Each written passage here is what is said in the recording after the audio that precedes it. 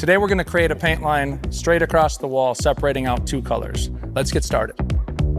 Painting and taping on textured walls can give you a great effect, but if it's done improperly, it can cause a lot of problems. Some of those problems could be bleed through on your tape, it could be peeling texture off the wall, or potentially peeling drywall off as well. And that's why I choose Scotch Blue Original Painter's Tape. It's designed for clean removal, leaving no residue behind, so you can tape off your walls worry-free.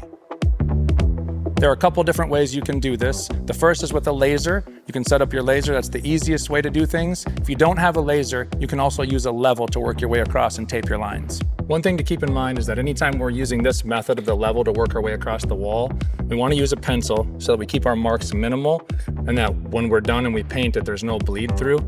You want to mark 2 marks each time you move, so you can put them on the bubbles if that makes sense, but you're going to leave a mark on each bubble. And that way when you move it, you're gonna go on those next 2 lines to make your level, and you won't lose your level by just putting one. So we're gonna go right to this one again, right to this one, and then we're gonna work our way down and go off of those 2 lines. It's definitely a little slower method than a laser, but it works just as nice. Now that we've gotten all of our pencil marks out and our level line across the wall with our pencil marks, we're gonna tape everything off so we can get to painting.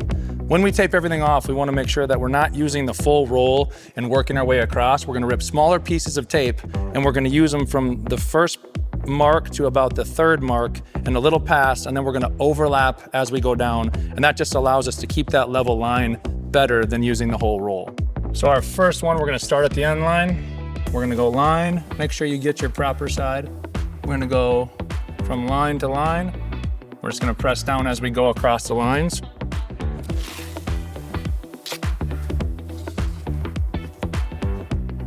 Line it up with your first piece of tape, next line, and next line. A lot of times if you rip your tape and you get to a spot where there's not a line, your tape will kind of level itself out, or you can just adjust as you go and as you move along.